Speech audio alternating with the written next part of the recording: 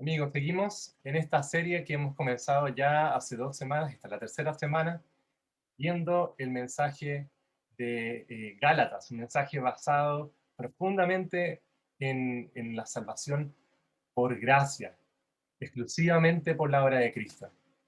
Y esta carta escrita por Pablo nos ha llevado a ver el corazón de nuestra fe y también a ir entendiendo las dificultades que pasaba la iglesia de Galacia. Y el pasaje de hoy justamente nos va a ayudar un poco a entender eso y nos va a desafiar también a meditar en nuestra vida bien en cuáles están siendo nuestras motivaciones y en realidad cuál es el mensaje que nosotros vamos a estar siguiendo, obedeciendo, compartiendo.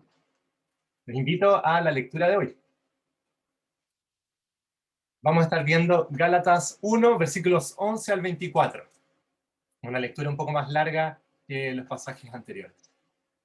Pues quiero que sepáis, hermanos, que el evangelio que fue anunciado por mí no es según el hombre, pues ni lo recibí de hombre, ni me fue enseñado, sino que lo recibí por medio de una revelación de Jesucristo. Porque vosotros habéis oído acerca de mi antigua manera de vivir en el judaísmo, de cuán desmedidamente perseguía yo a la iglesia de Dios y trataba de destruirla, y cómo yo aventajaba en el judaísmo a muchos de mis compatriotas contemporáneos, mostrando mucho más celo por las tradiciones de mis antepasados. Pero cuando Dios, que me apartó desde el vientre de mi madre y me llamó por su gracia, tuvo a bien revelar a su Hijo en mí para que yo lo anunciara entre los gentiles, no consulté enseguida con carne y sangre, ni subí a Jerusalén a los que eran apóstoles antes que yo, sino que fui a Arabia y regresé otra vez a Damasco. Entonces, 3 años después, subí a Jerusalén para conocer a Pedro, y estuve con él 15 días. Pero no vi a ningún otro de los apóstoles, sino a Jacobo, el hermano del Señor. En lo que os escribo, os aseguro delante de Dios que no miento. Después fui a las regiones de Siria y Cilicia, pero todavía no era conocido en persona en las iglesias de Judea que eran en Cristo, sino que solo oían decir, el que en otro tiempo nos perseguía, ahora predica la fe que en un tiempo quería destruir. Y glorificaban a Dios por causa de mí. Y glorificaban a Dios por causa de mí.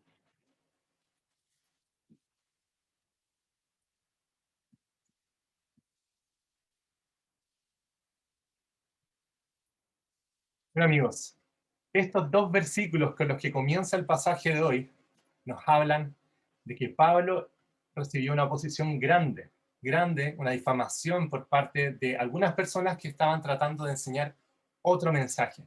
Y eso ya lo hemos visto en las semanas anteriores cuando hablamos sobre los judaizantes, un grupo de personas que quería decir, está bien que creas en Jesús y en su obra de la cruz, pero eso no te salva. Además de eso, tienes que circuncidarte y seguir todas las enseñanzas que tenemos en la ley de Moisés.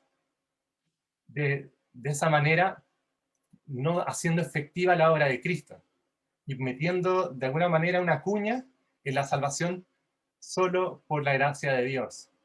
Y de esa manera entonces poniendo las obras de los hombres como importantes. Un mensaje distinto, diferente, por el cual Pablo ya dijo que aquel que lo predica sea maldito. Aquel que anuncia un evangelio que lleva a personas a la perdición, a no conocer la verdad. Entonces Pablo está aquí muy preocupado de mostrar que su mensaje, el mensaje que él anuncia, no es un mensaje que vaya a surgir en nombre alguno, no, sino que proviene de Dios, proviene exclusivamente de Dios. Él dice aquí que este mensaje no lo recibe de hombre ni fue enseñado por nadie. O sea que no era un mensaje que ni él inventó, ni un mensaje que recibió por tradición o que algún maestro erudito o iluminado le mostró, sino que venía directamente de Dios. Aquí dice por medio de la revelación de Jesucristo, directamente de Dios. Así que Pablo nos está mostrando aquí que su mensaje proviene directamente de Dios. Y la forma en que él va a mostrar eso es viendo que a través de toda su vida en el Señor, Él no ha recibido influencia de nadie más que de Cristo. Ha sido Cristo que le ha enseñado. Ha sido Dios mismo el único que ha obrado, como se llama el mensaje de hoy. Solo Dios. Y lo vamos a ver en 3 etapas esto, lo que se nos anuncia en estos primeros 2 versículos. Primero, vamos a llamar así, previamente a su conversión, preconversión. Solo Dios podía cambiar a un hombre como Pablo. Eso lo vamos a ver en los versículos 13 y 14. Luego, en medio de su conversión, que solo Dios actúa en su salvación. 15 al 16 al principio, la primera parte. Y luego, al final, luego de su conversión, solo Dios le enseñó el mensaje del Evangelio a Pablo. Versículos 16 al 24. Eso es lo que vamos a estar viendo entonces esta mañana. El mensaje de Pablo viene directamente de Dios. Y eso es lo que vemos en estos versículos del 13 en adelante. Vamos a ver entonces que aquel mensaje que proviene solo de Dios, que no es un mensaje inventado, que no es algo que haya recibido por tradición o por algún iluminado, un hombre como Pablo, como tú o como yo, ese mensaje que proviene de Dios, entonces es el que fue capaz de transformar al mismo Pablo, de quien era antes a quien es ahora. Y ese mensaje trata de Jesucristo. Y lo vemos así en los versículos 13 y 14. Estos versículos nos muestran entonces cómo era la vida anterior de Pablo. Porque vosotros habéis oído acerca de mi antigua manera de vivir en el judaísmo, de cuán desmedidamente perseguía yo a la iglesia de Dios y trataba de destruirla. Esta es la primera cosa que Pablo nos cuenta en el versículo 13, haciendo alusión a su vida anterior. Pablo, él tenía un celo que ya era desmedido, un enojo profundo contra la iglesia de Cristo, a la que consideraba era una secta, que se apartaba de las enseñanzas correctas del judaísmo. Y la perseguía, la perseguía. Él iba detrás, entraba a las casas, tomaba a las personas, las llevaba a prisión, y luego en el momento en que esas personas iban a ser ejecutadas con pena capital por ser herejes, él asentía. Y tenemos el ejemplo de eso en el libro de Hechos, con Esteban, que él fue arrestado, él tuvo su discurso y luego de eso murió apedrado, como el primer mártir de la iglesia. Ahí estaba Saulo de Tarso junto con los demás, aplaudiendo lo que estaba pasando. Ese era Pablo, era un hombre cegado con odio contra otras personas. Pero además de eso, él muestra que él tiene otra cosa de manera desmedida en su ser. Era un celo profundo por guardar la tradición de los ancianos. Y lo dice así en el versículo 14. Y como yo aventajaba en el judaísmo a muchos de mis compatriotas contemporáneos, mostrando mucho más celo por las tradiciones de los antepasados. Y estamos hablando aquí de un fariseo, de tomo y lomo, un fariseo que había sido alumno de Gamaliel, el maestro más grande de su tiempo, nieto de Gilel, uno de los grandes rabinos del judaísmo. Él había entonces desde la cuna escuchado todas las tradiciones de los padres, obviamente conocido todas las escrituras, el Tanaj, el Antiguo Testamento, pero además de eso, la interpretación y la tradición de los rabinos, de los, digamos, maestros de su tiempo, por mucho tiempo. Y él era celoso en guardar eso, como ningún otro. Lo hemos visto también, por ejemplo, en su relato de Filipenses, en el capítulo 3, tiempo atrás, cuando estábamos en la serie Filipenses. Pablo entonces era, digamos, fariseo y judío de una manera tremenda, más que cualquier otro en su tiempo. Ese era Pablo, ese era Pablo. Y él entonces estaba cegado. Él tenía un velo que no podía permitirle ver cómo Jesús era el cumplimiento de todas las promesas que Dios había dado desde antiguo. Todas esas promesas que él había leído en la ley, en los profetas, en los salmos, él las conocía. Sin embargo, él no lograba ver cómo Dios estaba llevando a cabo todos sus planes. Pero Dios era el único que podía cambiarlo. Y Dios transformó a un hombre duro con piedra como Pablo. Un hombre que era muy consecuente con lo que él decía creer. pero sin embargo que no tenía un verdadero entendimiento ni una verdadera relación con Dios. Dios lo transformó. Y solo Dios podía cambiar a este Pablo. Y nosotros podemos ver eso, en particular, en el relato que estos versículos nos dan sobre su conversión, que solo Dios actuó en su salvación. Es verdad que ya puse los versículos 15 y 16 en pantalla, pero quiero invitarlos a que vuelvan un poquito a los versículos 13 y 14 y vean quiénes son los que están haciendo cosas aquí. Y van a darse cuenta que Pablo es el que hace todo en estos versículos. Hay un tremendo contraste. Vean aquí cómo es Pablo el que perseguía, Pablo el que trataba de destruir a la iglesia, Pablo el que aventajaba en el judaísmo, Pablo el que se mostraba mucho más celoso. Sin embargo, miren el contraste con los versículos que Pablo nos presenta ahora. Pero cuando Dios, hablábamos, o digamos, Fernan nos hablaba de ese pero que aparece en el versículo 2.4 de Efesios. Aquí hay uno que a mí me parece también muy fuerte, muy poderoso. Justamente esa aplicación del versículo 4 de capítulo 2 de Efesios, pero en particular en la vida del apóstol Pablo. Pero cuando Dios, que me apartó desde el vientre de mi madre y me llamó por su gracia, tuvo a bien revelar a su Hijo en mí, para que yo lo anunciara entre los gentiles. Este evento, digamos, que no es un evento así, es un proceso que Dios llevó a cabo para la conversión de Pablo, vemos que aquí solamente actúa alguien, y es Dios. Dios, solo Dios. Porque el corazón del mensaje del Evangelio es ese. Es la absoluta obra de Dios. La absoluta obra de Dios en nuestra conversión.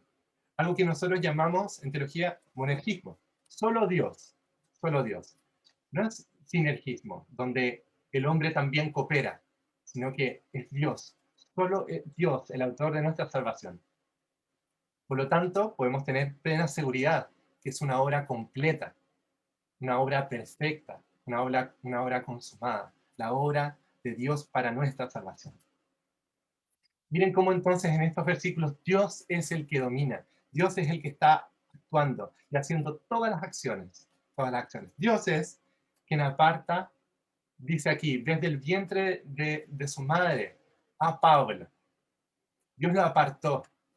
Y es verdad que aquí se nos menciona desde el vientre de mi madre, dice Pablo, pero sabemos en toda la escritura que en realidad Dios lo escogió desde la eternidad pasada, desde el principio Dios escogió a cada uno de sus hijos para salvación.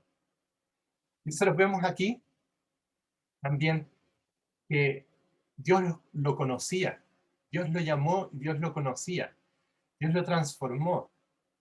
Pero Dios llama a Pablo, aquel Pablo que había apartado desde el vientre de su madre y desde la eternidad, para un ministerio especial, para un ministerio especial. Digamos que Dios le llama para su conversión, pero con un propósito mucho más amplio también. Dios lo llama de una manera irresistible. El versículo 15 dice que fue llamado por su gracia, pero vemos que es la acción de un Dios soberano. Vemos que Dios lo llama y no hay nada que más que Pablo pueda hacer. Es lo que pasa cuando Jesús se aparece ante él en el camino a Damasco. Él cae al suelo, él cae enceguecido con la gloria de Dios, con la gloria de Cristo. Y él es llamado por el Dios soberano a cumplir su voluntad, a que solo su gracia le baste, a que solo su gracia sea su capacitación para aquello que lo va a llamar. Y lo llama entonces a un propósito especial. Dios, dice aquí, tuvo a bien revelar a su Hijo en mí. Y es que la conversión se trata justamente de eso, cómo Cristo es revelado a nosotros, no como una figura histórica simplemente, que lo es, no simplemente eh, como un buen ejemplo, sino como el Rey de Reyes, como el sacrificio perfecto, como aquel que murió por nosotros y venció a la muerte, el Señor de señores, aquel que el Padre le dio toda potestad, el Hijo amado, en quien Dios tiene complacencia, aquel verdadero hombre que cumple la voluntad de Dios, aquel verdadero hombre que nos ama, la vid de donde nosotros somos sus ramas o pámpanos. Ese es Cristo, tremendo Señor. Él es revelado en nuestra vida. Él fue revelado aquí a la vida de Pablo. Pero a través de esta revelación, Dios obra de una manera especial. Entonces, el propósito de que Cristo sea revelado en Pablo tiene un propósito interno para su vida, para su transformación, pero también otro para que los gentiles, para que las personas que no son judías, que es lo que significa gentil, puedan también entender el mensaje de Cristo, entender quién es Jesús, quién es Jesús y por qué nuestra vida debe ser rendida a sus pies, porque Él es el único en quien podemos basar nuestra esperanza. Y Pablo entonces cambia su vida de 180 grados, es transformado, renovado, es llamado, comisionado como apóstol y es mandado a los pueblos gentiles a anunciar el Evangelio. Vean en qué lugar queda nuestro yo aquí. ¿Saben? Yo les decía el contraste entre los versículos 13 y 14 con los 15 y 16. Antes era yo perseguía, yo trataba, yo. Pablo, Pablo, Pablo. Digamos, Saulo, ¿cierto? Sin embargo, luego de ese momento increíble en que Cristo es revelado a su vida por la obra del Espíritu Santo, por la voluntad del Padre, entonces Él ahora ya no habla de sí. Su evangelismo no es anunciarse a sí mismo, sino que es hablar del Padre, hablar de la obra en Cristo, hablar de la transformación del Espíritu Santo. Anunciar el mensaje de Cristo, el Evangelio, es lo que está en el centro de su motivación. ¿Dónde queda el yo entonces? A cada uno de los que está escuchando. ¿En qué vereda estás? ¿Estás en una donde tú estás primero? Donde en realidad tu preocupación, tus emociones, tú estás en el centro? ¿O donde la gloria de Cristo está primero? Donde se puede poner la otra mejilla, porque sabes que Dios está amado y que tu Señor la puso infinidad de veces para tu salvación. ¿Estás en una vereda donde importas tú y lo tuyo? ¿O estás entendiendo realmente el mensaje del Evangelio? Que aquel que gane su vida la perderá, pero el que pierda su vida por causa de Cristo la ganará. ¿Por quién somos salvos? Solo por Cristo, solo por gracia, solo por su obra en la cruz, solo por su propósito de revelarse en nuestra vida. Estos versículos nos hablan, en otras palabras, del pacto de Dios. Él se revela por medio de su Hijo, para que tú y yo podamos decir que somos parte de su pueblo. En ese gran enunciado del pacto, donde nos dice, yo seré tu Dios y tú serás mi pueblo. Puedes decir eso. Solo en Cristo tenemos paz con Dios y somos un solo pueblo. Pero además de eso, Pablo nos está mostrando cómo solo Dios no solamente podía transformarlo a él, y efectivamente fue quien actuó en su salvación, marcando entonces el corazón de su testimonio. También su mensaje se trata exclusivamente de aquello que Dios le enseñó. Y eso lo muestra de la siguiente manera. Él parte mostrando cómo, digamos, no fue a consultar con nadie. El versículo 16 al final nos dice eso. No consulté enseguida con nadie una vez que me convertí en el fondo. Parafraseando el resto del versículo 16. Una vez que me convertí, no consulté con nadie más. No fue a Jerusalén con los que eran apóstoles. No, él hace otra cosa. No, él se va a Arabia y después de eso regresa a Damasco, donde estaba. Él llegó a Damasco enseguecido, pero con una claridad que nunca había tenido, con una apertura realmente en sus ojos. El velo se le había caído. Puede ser que él no viera, pero sin embargo, en el nombre de Cristo Jesús, él comenzó realmente a ver. Su vida se transformó.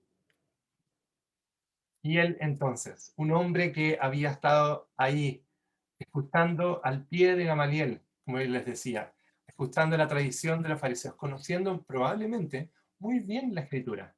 Ahora por fin entendía y tenía hambre de conocer más. Y Dios lo llevó a Arabia, lo llevó a un tiempo apartado. Es un tiempo del que nosotros no conocemos mucho. Aparentemente fueron 3 años, como se nos menciona aquí.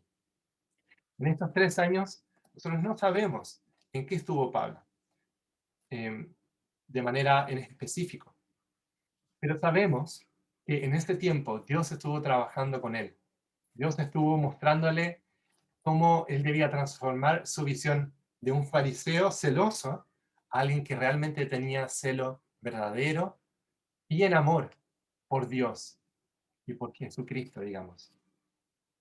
Dios estaba transformando a Pablo. Dios tiene este proceso con Pablo entonces por 3 años. Y el hombre que vuelve a Damasco es un hombre que no teme anunciar desde el principio la obra de Jesús, el Evangelio. Luego de eso, entonces, Pablo estuvo en Arabia, apartado, digamos. Él no escuchó a nadie, no fue a consultar a nadie, pero ahora sí, él va y se dirige a Jerusalén. 3 años después, nos dice el versículo 18. Dice, para conocer a Pablo. La palabra que nosotros tenemos ahí para conocer, en realidad, en el fondo es como, él, él va con este propósito. Él va, se dirige allá con un propósito en particular. ¿Y cuál es? Conocer a Pedro. Él quería conocer a Pedro, y no se nos dice mucho de por qué él quería conocer a Pedro, pero dice que estuvo ahí 15 días. Y si ustedes leen Hechos, capítulo 9, versículos 28 al 29, van a ver que sí, es verdad, él estuvo con Pedro, estuvo con Jacobo, pero él estuvo predicando el Evangelio. Su propósito estuvo enfocado en anunciar a Cristo. Hay algunas cosas que podemos ver hasta aquí, hasta este versículo. Miren, él fue a Arabia, no consultó con nadie, y una vez que fue enseñado por Dios, recién fue y, digamos, conoció a Pedro y a Jacobo. Así que él ya tenía claro el mensaje del Evangelio, el mensaje que había anunciado ya en Damasco. Él estuvo con Pedro y estuvo con Jacobo, ambos sean mostrados en hechos como líderes de la iglesia. Jacobo, el hermano sanguíneo de Jesús, digamos, hijo de José y María. Él, eh, él estuvo liderando el concilio de Jerusalén en el capítulo 15 de Hechos. Era gente importante, pero él fue y estuvo, compartió con ellos. Sin embargo, su mensaje ya estaba listo. El mensaje que Pablo estaba enseñando estaba listo. Y lo increíble es que luego nosotros podemos ver cómo Pedro en sus cartas anuncia que justamente la palabra de Pablo es palabra de Dios. Él lo dice. Dice que es difícil de entender, pero sin embargo es de mucha bendición. Y él entonces estuvo solo 15 días. ¿Qué puede pasar en 15 días? No mucho tal vez. Como uno no va a sentarse a tomar realmente un curso donde uno va a aprender con solo 2 semanas. Uno necesita practicarlo y aprender mucho más. Pero para ir y entender y responder todas las preguntas que tal vez el evangelismo demandaba, la enseñanza teológica demandaba, no. Pablo en realidad él fue enseñado en esos 3 años profundamente por el Espíritu Santo. Y luego de eso, entonces, él, en vez de permanecer más tiempo, lo que tal vez para ti o para mí sería lógico, junto a los apóstoles, él se dirige a las regiones de Siria y Cilicia. Y bueno, la razón que nosotros tenemos es que él es perseguido. Él es perseguido en ese tiempo y él se dirige para allá. Eh, y nosotros vemos entonces eso en Hechos capítulo 9 también. Él fue de Cesarea y fue llevado entonces hasta Tarso por la persecución. Lo que hace que él no sea conocido personalmente por las personas de las iglesias en toda Judea, no solamente en Jerusalén, sino que en toda Judea. Y lo que sí pasaba entonces es que su testimonio era conocido. Y eso es algo muy interesante, porque no es Pablo el que es conocido, Pablo el elocuente, Pablo el, no sé, el de la sonrisa bonita, Pablo el con facha, no. El que es conocido es el Dios que transforma a Pablo. Ese es el que es conocido. Y es lo mismo que nosotros podemos ver en 1 Timoteo 1, 12 al 17, que fue el pasaje que vimos en la liturgia, en la primera parte de la adoración.